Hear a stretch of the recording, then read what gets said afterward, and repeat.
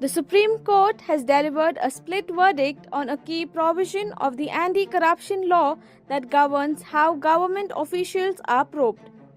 The case relates to Section 17A of the Prevention of Corruption Act, which mandates prior government sanction before initiating a corruption probe against a public servant.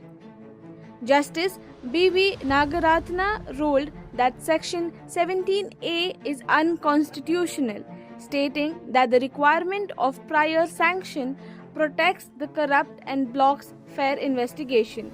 However, Justice K.V. Vishwanathan upheld the validity of the provision, stressing that safeguards are necessary to protect honest officers from harassment.